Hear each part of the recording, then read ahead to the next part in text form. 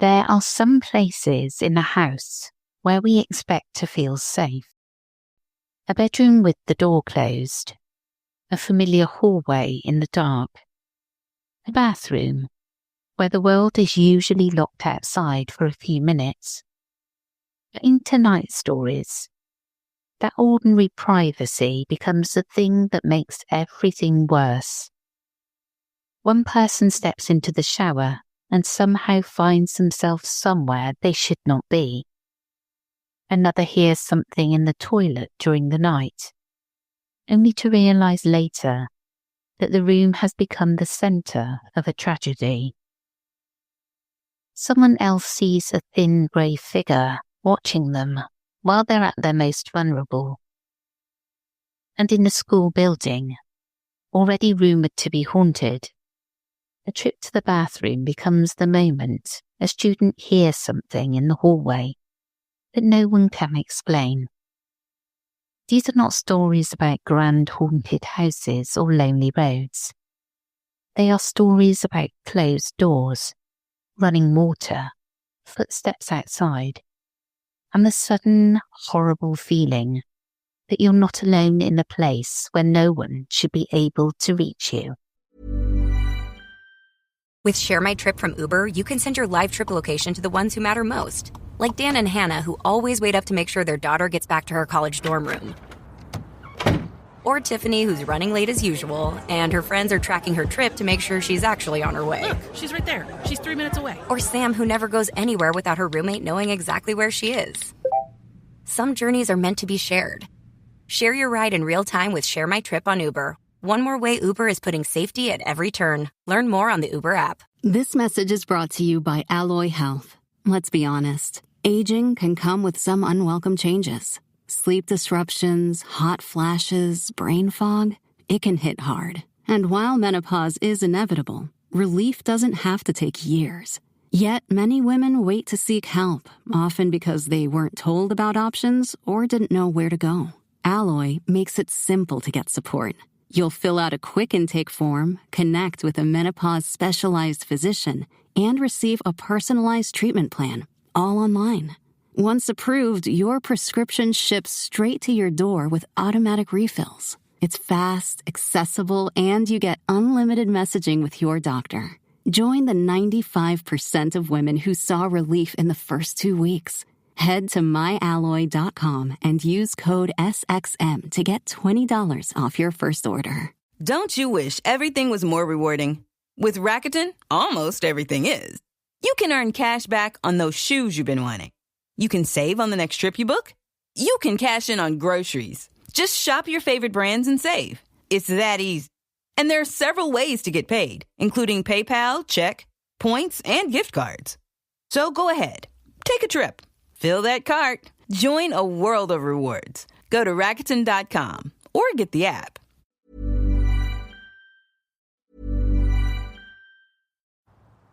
Hey, sweetie, your mother showed me this Carvana thing for selling the car. I'm going to give it a try. Wish me luck. Me again. I put in the license plate. It gave me an offer. Unbelievable. Okay, I accepted the offer. They're picking it up Tuesday from the driveway. I haven't even left my chair. It's done. The car's gone. I'm holding a check. Anyway, Carvana, give it a whirl. Love ya. So good, you'll want to leave a voicemail about it. Sell your car today on Carvana. Pickup fees may apply. Morning people wake up for peace and quiet. McDonald's breakfast people, we wake up for the sweet rush of getting that warm, delicious breakfast right before it ends. Hotcakes, sausage patty, hash browns, scrambled eggs, biscuit, real butter and syrup. You know how our big breakfast got its name, and you know where your whole family can share one for just $6. McDonald's. Limited time only. Price and participation may vary. Cannot be combined with any other offer or combo meal. Ba-da-ba-ba-ba.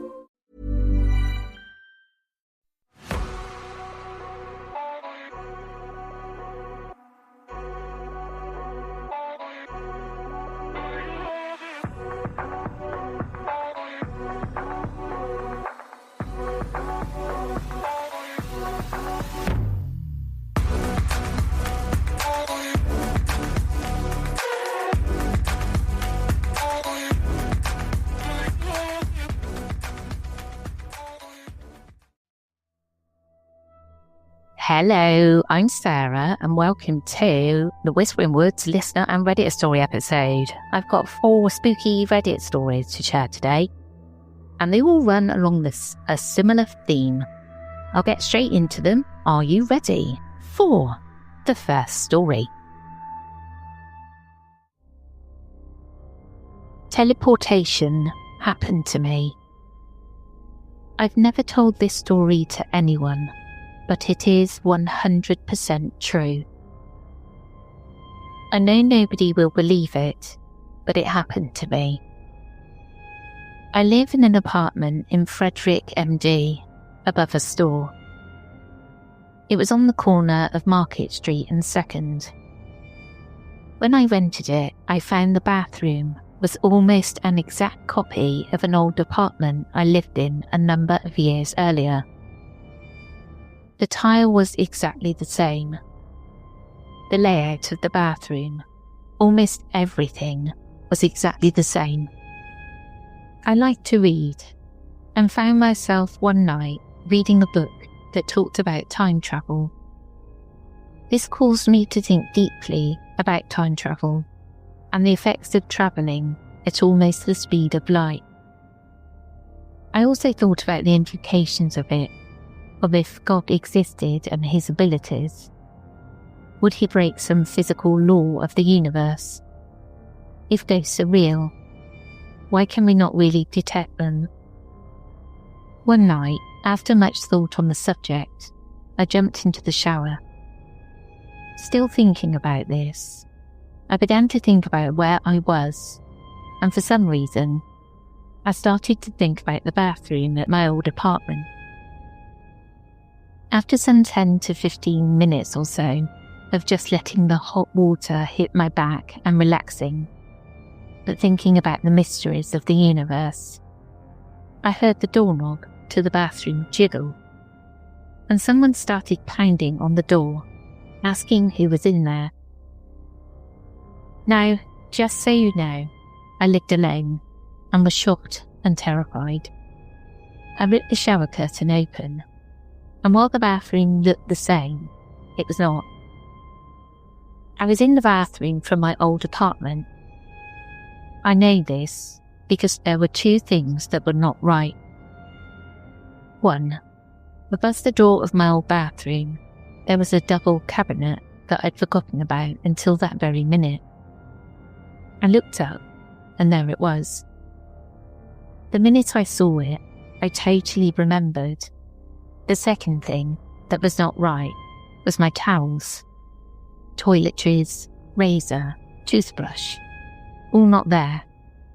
In their place was someone else's stuff. I'm not sure how I knew that I had been transported to my old apartment, but I knew. My shocked state was broken, with someone banging on the door and yelling again. I pulled the shower curtain back and just started thinking back home, over and over. The banging immediately stopped, and I opened my eyes again and peeked out of the shower curtain. Everything was back to normal. The cabinet above the door was gone. All my stuff was back. I cannot tell you how freaked out I was and absolutely terrified. I pulled on my shorts. I don't even think I dried off. I opened the bathroom door and no one was in the apartment. I looked out the peephole of the front door. Nothing. You can believe what you want, but this happened to me. I'm not crazy, and I don't know how to explain it, but it totally happened. That really freaks me out, because now every time I'm going to have a shower, mind you, I mostly have baths because I don't like water in my face, I am going to freak out, because if I open my eyes after having all that shower and soap in them, and I'm in somebody else's bathroom, in my old bathroom, that would give me a panic attack. I think I would just faint and crack my head on the side of the bath, and that will be it, and it will be written of me, died of fright in the bath. God rest her soul. Because, yeah, that's what would happen, without a doubt. Are you ready for the second story? A few years ago, when I was 15, my friend's mum died in our bathroom. We lived together. I went to bed around 10 p.m, and while laying in bed, trying to fall asleep, I heard someone come upstairs. Eventually, I fell asleep, but an hour later, around 11, my mum woke me up, saying she hears someone in the toilet snoring, and thinks someone fell asleep in there. We don't know who's in the bathroom, but we go downstairs, where the family lived, and her husband comes upstairs and enters the toilet. He comes out and tells us she's okay, and he went back downstairs. She was not okay. Me and my mum went to sit down, but then the snoring stopped, and I saw a shadow at the bottom of the door. It was a horrifying sight, and then we woke my dad up, who managed to wedge his way into the bathroom and get her out. The ambulance arrived. I saw her lifeless body laying in the hallway. My bedroom was right across from the toilet where she died, and they were doing CPR and shocking her back to life. My dad says they shocked her about 6 times until she got a heartbeat. I was mostly outside, trying to calm my mum down. We all went to the hospital, her husband, her 2 kids, my dad, me, and my brother. I remember we got to the hospital and she was hooked up onto all of these machines, and pipes with blood were coming out of her. They took her off life support the next day at 4 p.m. The house felt cold and dark after that. I was so scared, I didn't want to walk on the carpet where her body was laying. I didn't want to use that toilet or sleep in my room. I moved my bed to the lounge and just used the toilet outside the house. One day, not too long after she died, I was home from school sick. I remember I was in the lounge when I heard a door slam followed by footsteps coming up the stairs. And we had this little wooden gate at the top of the stairs. We heard it open and shut, so I assumed one of the other kids was also home. I realise now that I never heard the footsteps go back down, but I went on with my day. At the end of the day, when I saw all the kids walking down our driveway, I was horrified to realise I was the only one home, and I heard the footsteps and door slam around 10 a.m. She used to wake up around 10 a.m. when she was alive. Another time, when I was in my own bedroom in pain, my fairy lights were flickering and they weren't plugged in. My mum told me that was her just checking on me, letting me know she was there. I used to dream about her a lot after she died, talking to her. I felt guilty because I was a difficult teenager, so we didn't really get along, and I felt jealous when my mum was always spending time with her when we all moved in together, or even before that, when we would go to their house. We used to smell her perfume sometimes, in various places. One time, we went shopping, and I kept smelling her perfume in different shops. I told my mum, and she said, "No, she's dead." Then her eyes widened, and she told me the second she said, "She's dead," she suddenly smelt her perfume. When we moved out of that house, 10 months after she died, I smelt her perfume on my blankets when we packed the car. I feel so guilty too, because even though she had a brain aneurysm causing her to die, I wonder if we didn't listen to her husband and called the paramedics sooner, would she have lived? She was dead for 40 minutes before she was revived, so she never stood a chance. I'm not judging her husband, but why would he tell us she was okay when she wasn't? We first discovered her when she was still snoring, and he was in there with her while she was snoring. What the heck was he doing in there? the whole time he was quiet at the hospital. And I'm not judging him or suspecting him of anything. Everyone grieves differently. But yeah, I feel the way I do about it. A little bit spooky, this one. I think when somebody comes back to visit, it's always quite comforting. There's something about the smell of a lady's perfume. My sister and I had it once with my nan's perfume. I have mentioned this before. We were arguing, like teens do. There were 3 of us, 3 girls. We were arguing, and then all of a sudden, this whoosh came past us, and it was my nan's perfume. And we both looked at each other, and Becky said, "That's Nan's perfume." And we just stopped fighting. Just for that day, obviously, because we soon got back to fighting. Are you ready for the 3rd story? Something strange is happening, and I have no explanation. I'm an 18-year-old girl, and I think things around me are a little strange. A few months ago, while I was showering, I noticed something watching me when I was alone. I froze for a second, because my first thought was, damn, someone broke into the house, I'm screwed. But in that second, I realised it wasn't a person. If a person has a greyish skin tone, it's like cold, too thin, with strange features like eyes that are like black holes. It's a red flag. After I ran out of the shower, I felt like looking again because, well, sometimes your mind plays tricks on you. I knew it wasn't my mind when it was still there. I didn't just see its face, I saw its body, too thin, tall, but something beastly. And I definitely wasn't going to stay and see what else it had. I locked myself in the room, and when I felt like going back out a few minutes later, there was nothing there. I don't have any mental health issues, and I only saw something like that once. Things happened and continue to happen. I have feelings. I don't know if I should call it paranormal, because we're the first and only ones to be in the house. The only thing that comforts me is knowing it's not something I'm doing, because my mother witnessed them trying to force the door open from the outside, and there was no one there.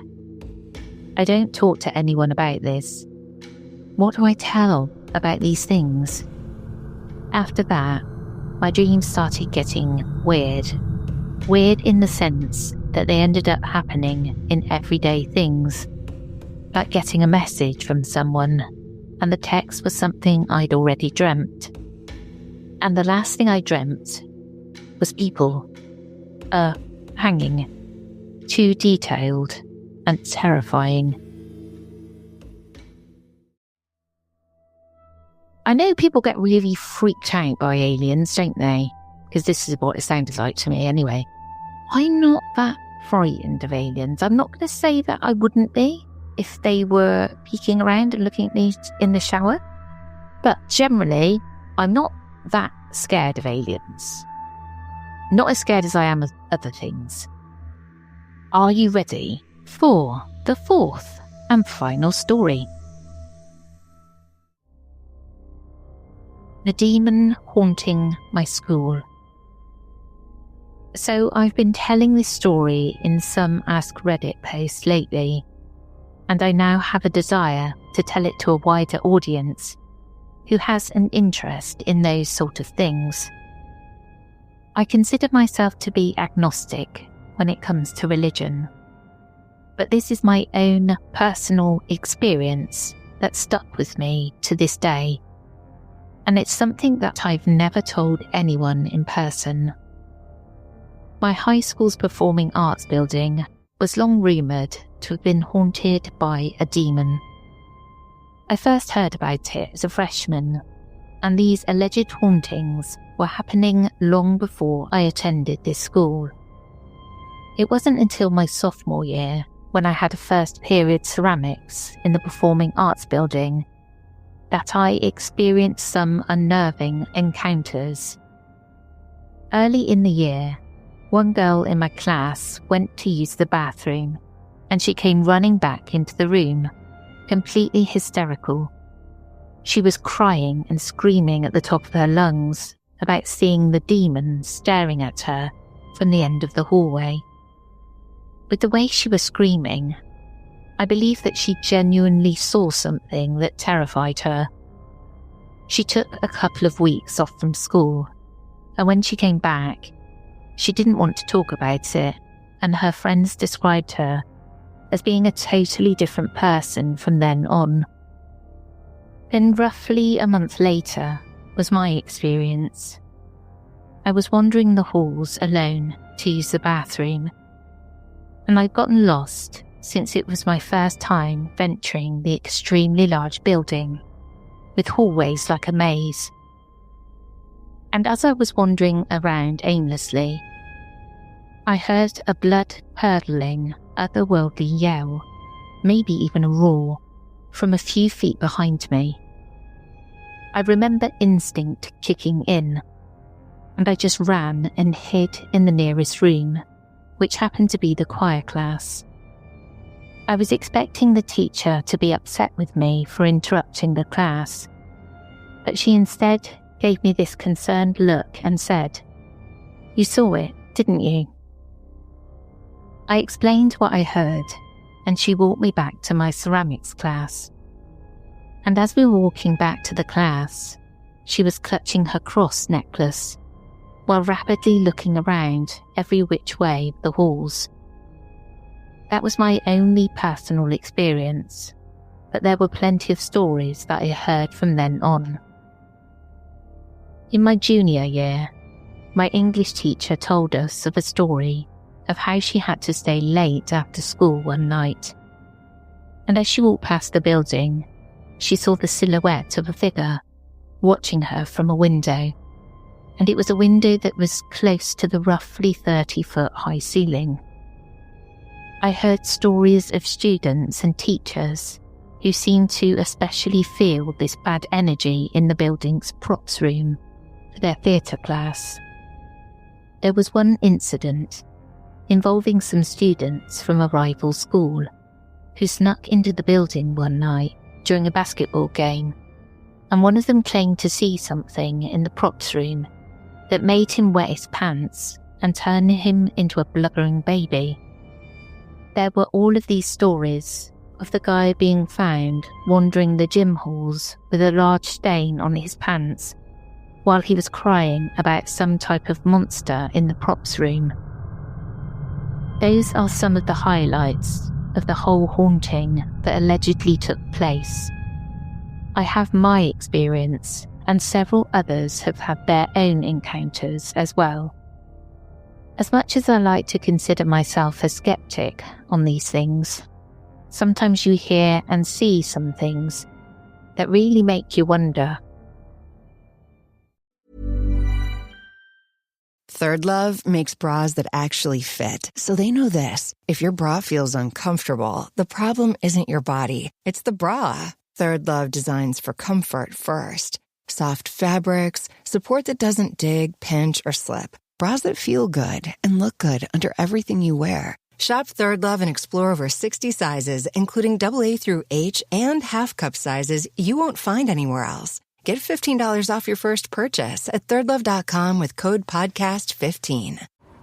At Uber, every single driver is required to pass a thorough background check before they can start driving. That means any prospective driver goes through a multi-step screening process, checking for any impaired driving or criminal offenses. But the checks don't stop there. Every year, every Uber driver is background checked again, so the person picking you up today meets the same standards as the day they started. Hey, how's it going? Yeah, good. Thanks. Annual driver screenings from Uber. One more way Uber is putting safety at every turn. Learn more at uber.com/safety. Well, of course there's going to be a demon haunting your bathroom. There's got to be demons in all the bathrooms in all the schools, because it's just the perfect place, isn't it? They just feel like they've got demons in. I remember my primary school toilets, they were just those toilets, you know? They were quiet, they were distasteful, and they were just really creepy. Well, that's it for me today. I hope you enjoyed, and I will catch you again on Sunday. Take care, everyone.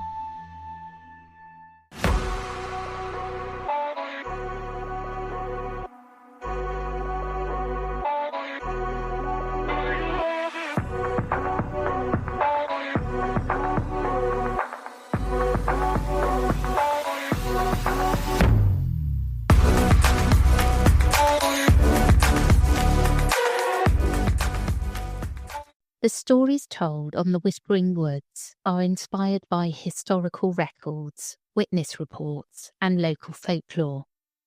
While every effort is made to research and represent events accurately, some details, names, and locations may differ from official accounts or have been changed out of respect for those involved. These episodes are created for storytelling and entertainment purposes and should not be considered definitive fact or investigative journalism.